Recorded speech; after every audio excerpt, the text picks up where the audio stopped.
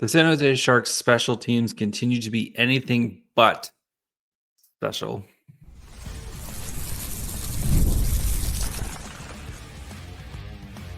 You're Locked On Sharks, your daily podcast on the San Jose Sharks, part of the Locked On Podcast Network, your team every day.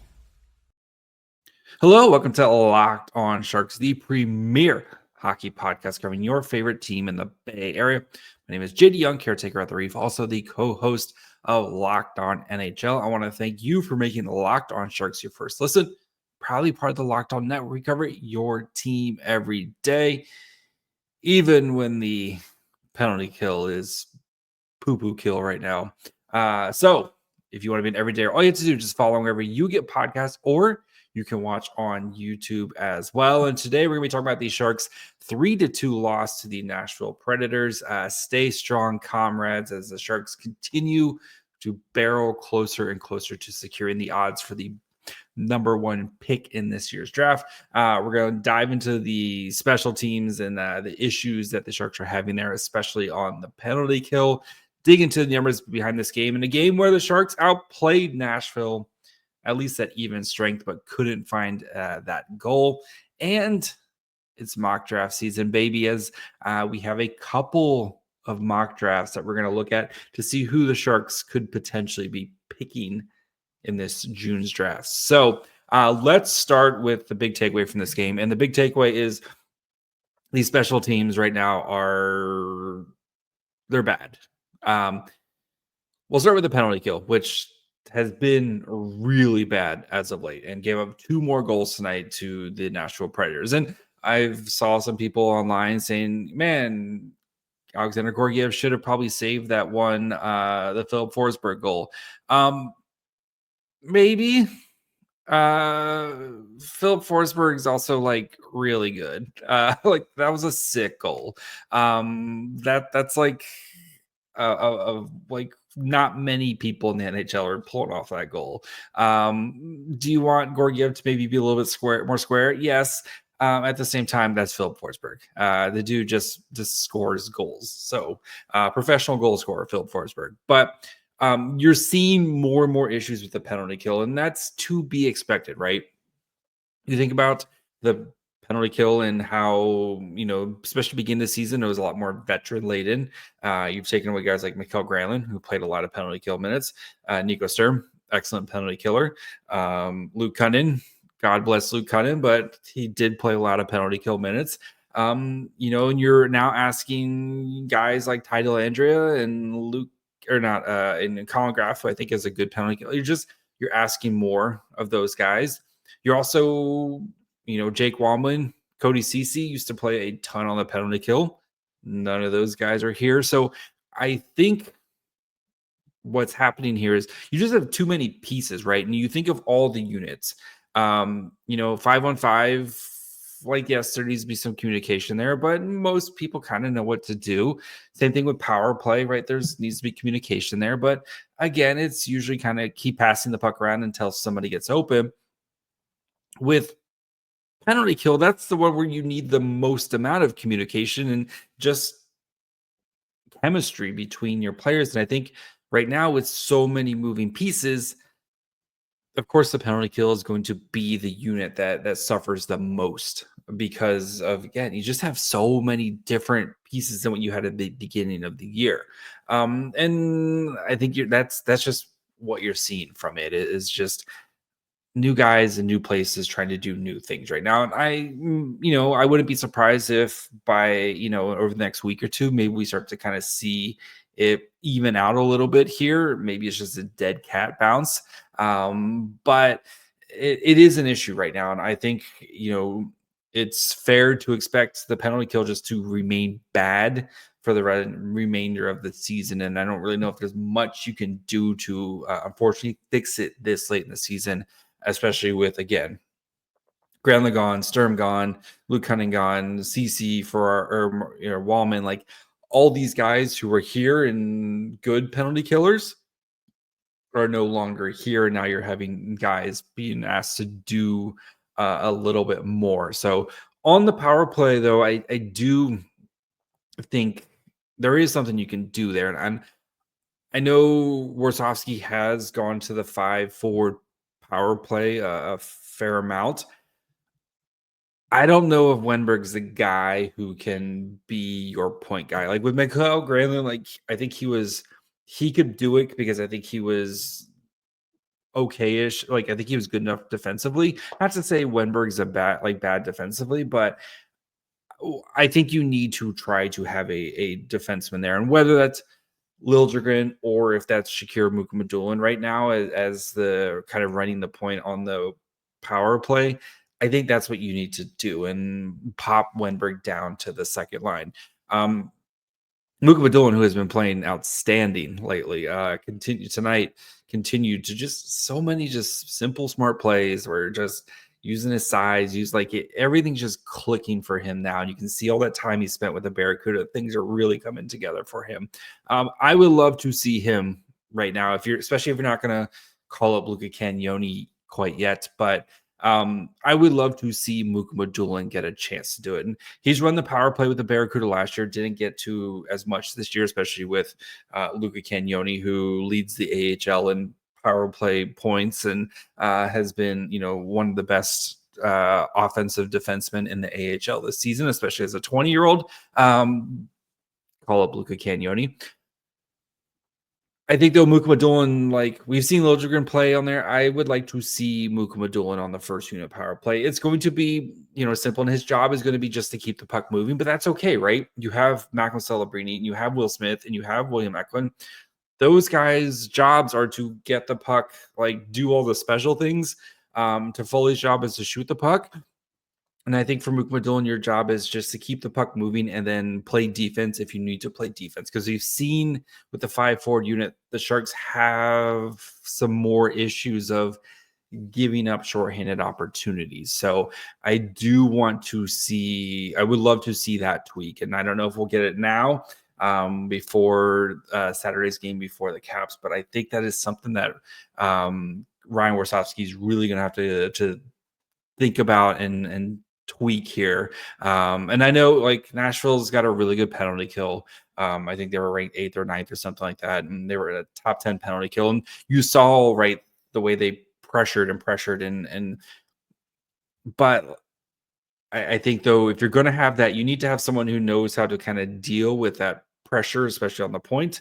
And that's where a guy like Mukhamadullin, who's been a defenseman his entire life, he knows how to kind of deal with that and alleviate that pressure, I think, a little bit better than Wenberg there. And yes, I know Mukhamadulin's played 20 games or whatever in the NHL, and Wenberg is a veteran at this point. But like I'd like to see Wenberg down on the second unit to give a little bit more stability there. But I just think having Mukhamadullin, or if you want to do Liljegren, that's fine. I think Mukhamadullin has played really well, and I'd like to see him continue to get rewarded for his efforts and the way he's played so far this season. So I'd love to see him get some power play time. A guy who has put up some points recently, maybe a lot of more kind of secondary assists, but still a guy who has put up points. Like, I'm all for rewarding those type of guys, and especially this time of the season, which is for kind of tinkering and playing with things and trying things out,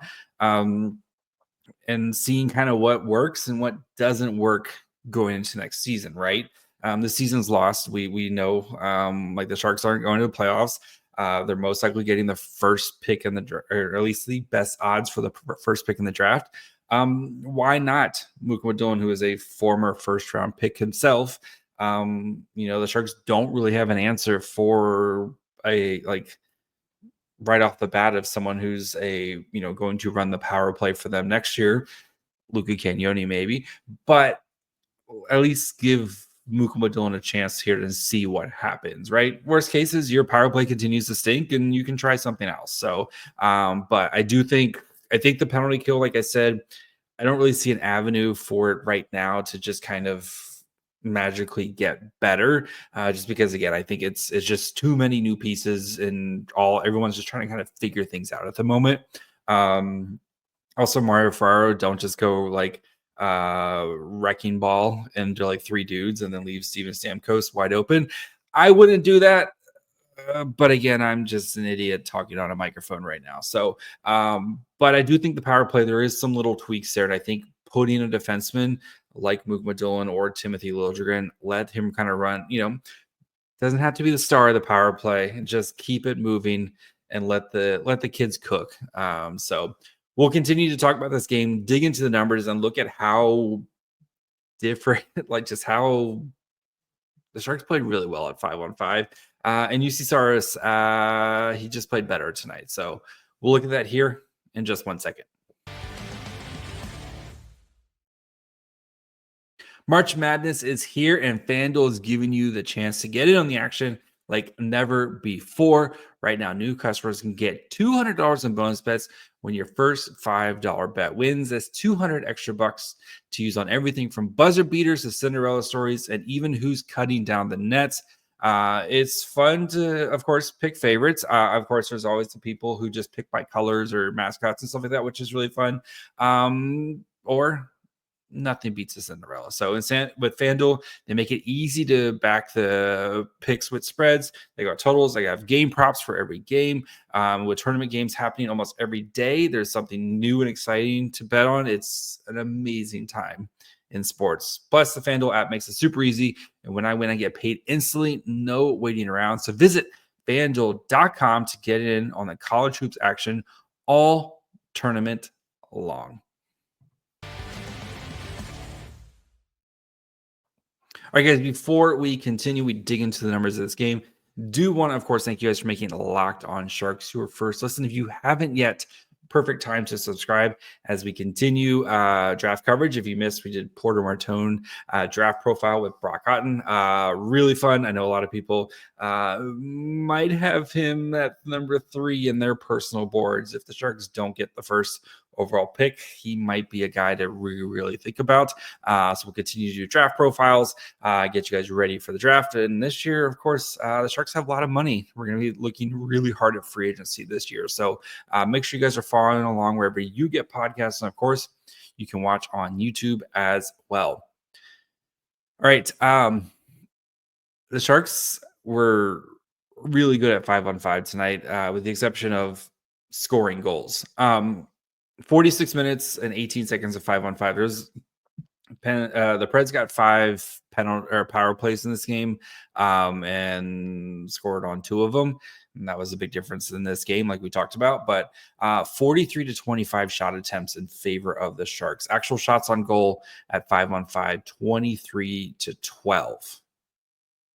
The Preds had 12 shots at 5-on-5. They had 19 total. At 12 at 5-on-5. Scoring chances 22 to 13 in favor of the Sharks.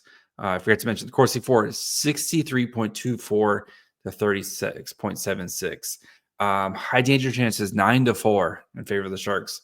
1.84 to 1.47 expected goals 4 in favor of the Sharks. So the Sharks did basically everything you could want in this game except for score goals. It's UC Saros, and the 2 that they scored in 14 seconds. One, congratulations to Patrick Giles, scoring your first NHL goal. I can't wait to see the goofy pictures. I've said it before, so I'll say it again. It's one of my favorite things in hockey is seeing them holding the puck up, the goofy picture with them. So one side note, Barracuda guys, you guys can't do it again. When they do it, you can't do it in front of a white wall. It looks like you photoshopped it. Like just it's fine if there's something behind it. Anyway, that's my rant on that. So, all right, let's look at how the lines performed. So the lines were all over the place tonight as Ryan Warsofsky definitely broke out the blender in this game. So we originally had Eklund, Toffoli, and Wenberg playing together. They played 7-21. Had a great night. 10 to 3 shot attempts, 3 to nothing actual shots on goal, 0.19 to 0.01 expected goals for, 3 to 1 scoring chances, 0 to 0 high danger chances. Then Celebrini went to play with Eklund and Toffoli, and they played awesome too. They played 7-46, 7 to nothing shot attempts. That's insane. Almost 8 minutes of playtime, and you didn't even give up a shot attempt. Like that is ridiculous. 4-0 actual shots, 0.23 to 0 expected goals, 4-3 to 0 scoring chances, 1-0 high danger chances. Eklund tonight was flying around, and if you watch the preview show, I said, I expect Eklund to have a strong game tonight, and he did not disappoint me. Was flying around all over. Toffoli has had a goal that he's probably scored 1,000,000 times in his life, and it just went through the crease. Celebrini, I'm curious. We've seen the past 2 games that line get put back together. I wonder if Warsawski keeps them together, at least to start the next game. So we also had we had Will Smith, Macklin Celebrini, and Clean Costin. They played 551, 1-6 shot attempts, 1-1 actual shots for that line. Not much going on there.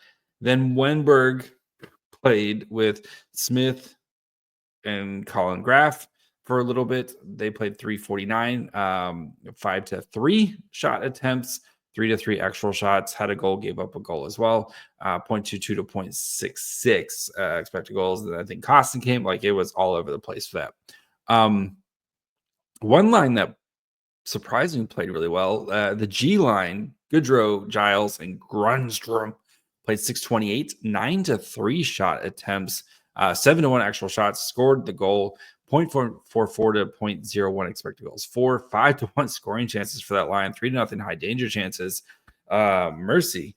Good to see from that line. And I would expect, if that's your fourth line, cool, man.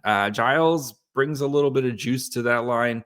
Playing the center there, I think also kind of takes some pressure off Goodrow to have to kind of play center, because I think his center days are kind of done right now. But Giles brings a little juice to that line. He's got some soft hands. You saw it on that goal there. You saw it even last game. He's got some nice hands and in his transition. And how many goals has Vitek Vanecek scored? 0. Sharks won the trade. Check. So we'll see. So good, but again, congratulations, man. We always love to see it. So we also had who else are we missing here? Kostin, Delander, Kovalenko played. Man, everyone's all over the place. Kovalenko, I know he got banged up a little bit. We'll keep an eye on that as a guy who has had some injury issues here. So we'll kind of keep an eye on that. As for Alexander Gorgiev tonight, 16 of 19 saves there, 2.73 expected goals against, 3 goals against in all situations, 842 save percentage, 5 of 6 high danger, 4 of 5 mid danger, and 7 of 8 low danger. He was okay. He made a big save on Forsberg on a breakaway late in the game to kind of keep the Sharks in it. I'm not really faulting him for any, if you want to get nitpicky about the first one, you do you, but I think that's Philip Forsberg, man. And again, I guess the third goal was definitely his fault as he misplayed it there. Definitely his fault on that third goal that lack of communication with so many new pieces coming and going here. So yeah, that one, or maybe Gorgiev 100% on the tank commander train there. I'm kidding, but still. So I do think you need to get Romanov in on Thursday against the Blackhawks. You can't just keep pumping Gorgiev out there. Right now, I would like to see Romanov get an opportunity here. So for the defensive pairs, Schultz and Desharnais, Corsi Kings at 75%, 3 shots, 4-3 allowed. Vlasic Liljegren 58.82%, 10 shots, 4-7 allowed. And then for our Mukmadillon, 52.63%, 10-9 shot attempts. So if you get some more luck, because UC Saros was absolutely amazing tonight, and I can pull up his. So UC Saros tonight, 2 goals allowed on 2.42 expected goals, all situations. That feels low to me. I thought the Sharks had a lot of golden chances that they just weren't able to fully. Probably could have scored 3 goals in this game. He got robbed a few times. Like UC Saros was the difference tonight. That and the Sharks penalty kill. So, but again, we have bigger fish to fry. We're going to talk about some of those potential fish here to fry, I guess. We're going to be looking at mock drafts. So we'll get to that here in just 1 second. You just realized your business needs to hire someone yesterday. How can you find amazing candidates fast? Easy. Just use Indeed. When it comes to hiring, Indeed is all you need. Stop struggling to get your job posts seen on other sites. Indeed sponsored job posts put your posts right at the top of the page and help you reach the right candidates fast. If you've ever been in a spot where you need to hire like yesterday, the pressure's on. Every day without the right person is a setback. That's exactly when Indeed sponsored jobs come in handy and make your posts as seen by the right candidates right now. Now you can speed up your hiring process with a $75 sponsored job credit. Just go to Indeed.com/lockedon right now and support our show by saying you heard about Indeed on this podcast. Terms and conditions apply. Hiring, Indeed is all you need. All right, guys, before we finish up, we look at some mock drafts. I do want to thank you guys, of course, for making Locked On Sharks your first listen. When you're done with this show, go check out one of the other great shows here on the network. Of course, you have Locked On NHL, where I'm on every Tuesday with Seth from Locked On Wild. We have a great time. We make Cam Fowler jokes. There's a Cam Fowler joke every week for like the past 2 months, every week without fail. Or if you don't want to listen to me anymore, we have a rotating cast of hosts every day to talk about the biggest stories in the NHL. Or check out any of the shows here at Locked On, especially in the Bay Area. Locked On Niners with free agency. Locked On Warriors. Jimmy Butler is our new king. Locked On A's. Locked On Giants. Get you guys ready for the new season. So make sure you guys are following all those shows or whatever floats your boat here wherever you're listening to this podcast. Or, of course, you can watch on YouTube as well.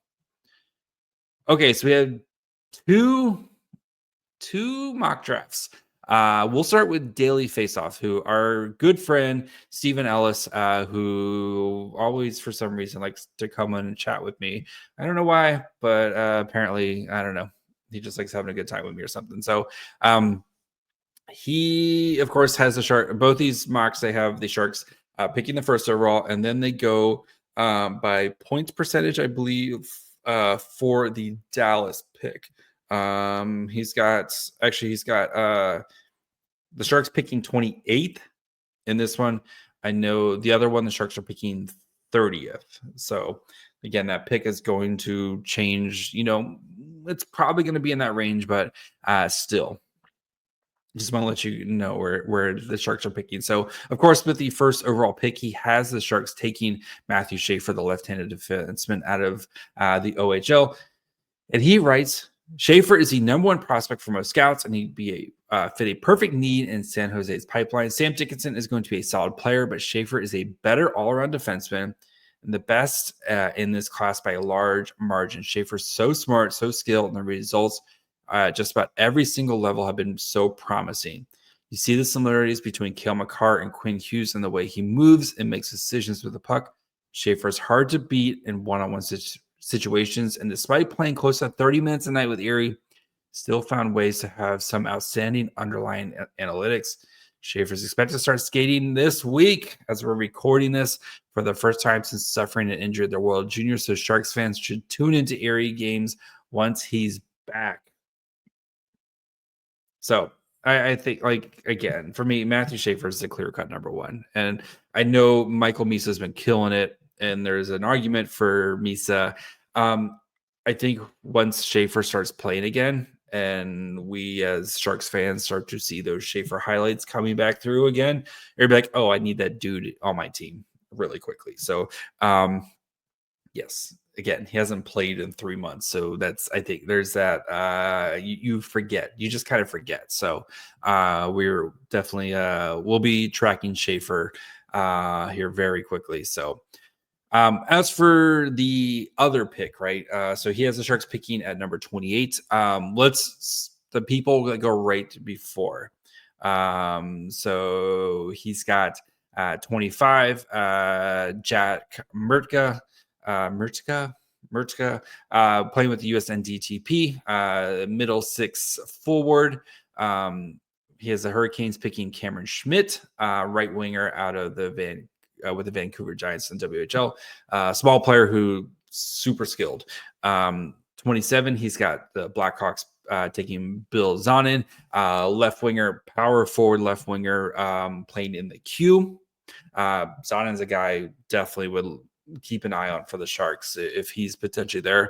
If you don't get Porter Martone, he would be a guy who to kind of look at. So the Sharks, though, he has them picking Colin Porter, left winger from Arizona State University. He writes, Sharks have some good forwards in the system, and I could see them taking a chance on Hao Wang, Henry Brucewicz, and Sasha Boumedian. So all those guys are defensemen. Brucevich. He plays for the London Knights. He's actually Sam Dickinson's partner, right-handed defenseman. He's a guy I'm really intrigued about, especially this pick or with pick 33 to kind of keep an eye on. Sasha Boumedian, he is a left-handed defenseman playing for Boston University. So I'll pause, let you get your jokes in. He was born in Finland. He's Swedish nationality, like he plays for Team Sweden, but he's been playing over in the US for a while here. So anyway, those are just a couple guys that he has written down. But anyway, so he says Porter is a highly skilled forward who hasn't let him be as small, slow him down. He's excellent on the breakout, makes his own space at 5-on-5, and has a great shot too. Defensively, Porter has taken huge steps forward this year. His 5'9" frame doesn't do him any favors, but I like how engaged physically he makes himself. Colin Porter this year playing for Arizona State as a freshman, 32 games, 13 goals, 8 assists, 21 points. He played for the U.S. national team, where he played 35 games. He had 9 goals, 13 assists, and 22 points. And then the under 17 team, he played 54 games, had 17 goals, 29 assists, and 46 points. So he's a dude who can score. That's not too bad. He's been the goal production as of late has kind of dried up a little bit. Looking at his kind of most recent games here, I think he might have missed some time with an injury. But anyway. Actually, no, he's got a couple. I'm reading it wrong. Sorry. He's got a couple goals. His goal production's actually gone. He's had a couple 2-goal games here recently. Sorry, was looking at it wrong. But anyway, I don't know. We know Mike. I think you have to be a super special scorer, especially that size. We know Mike Greer likes his big boys. I don't see that fit, to be honest.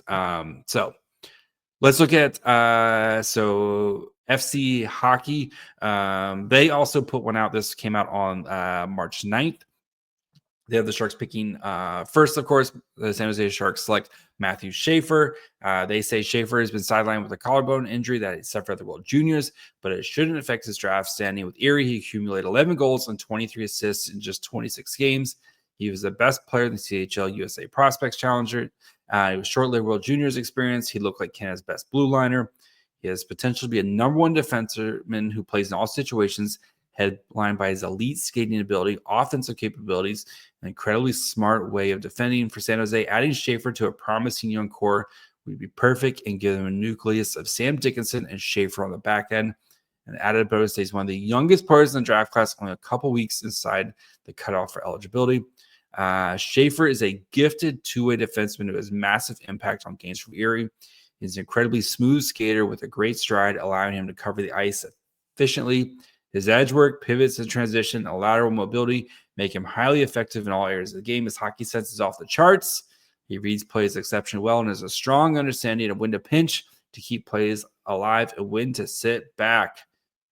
Woo! High hockey IQ. I love me some high hockey IQ. So they have the Sharks picking 30th. So just Colin Porter. They have him at number 15 to the Pittsburgh Penguins. That's the pick they got from Vancouver through New York.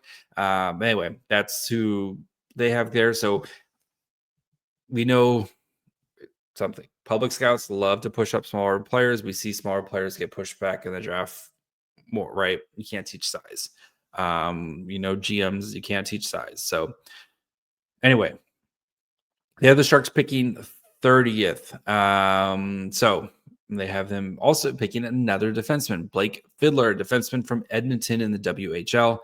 The Sharks select Blake Fiddler of the Edmonton Oil Kings with the 30th pick of the 2025 NHL draft. After taking Schaefer with the first pick, San Jose can grab another defender late in the first round. Fiddler is a well-rounded right-handed defenseman who does everything at a good level. The Sharks have arguably the top prospect system, not arguably, the top prospects system in the league, but it does lack prospects on the right side of the blue line.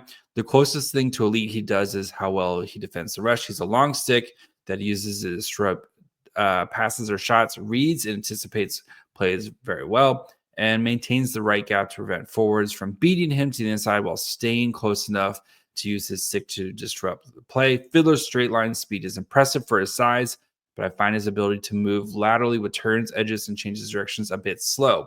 In general, though, his mobility is a strength and even uses it to join or lead the rush from time to time. Fiddler is the most physical 6'4" player you've ever seen, but he separates the man from the puck effectively and does the important things like block shots, move around the defensive zone on a positionally sound way. So Fiddler, your big boy, 6'4", 209 pounds, doesn't turn 18 until July after the draft. So another young defenseman is actually from Nashville. Interesting. But he, this year for the Oil Kings, 59 games, 8 goals, 21 assists, 29 points for them with 36 penalty minutes. Last year with the Oil Kings, 63 games, 5 goals, 10 assists, 15 points. So yeah, those are who we have mocked right now. Of course, as we get closer to the draft, we'll continue our draft coverage, all that fun stuff, but always fun to check in. Mock drafts are the best. So that's going to be it for me today. We'll be back tomorrow. I got something fun planned. So make sure you guys are following along wherever you get podcasts. And of course, you can watch on YouTube as well. Follow the show on Twitter, Facebook, and Instagram at Locked On Sharks. Follow me on Twitter and Blue Sky at My Fry Hole. Until tomorrow. Bye, friends.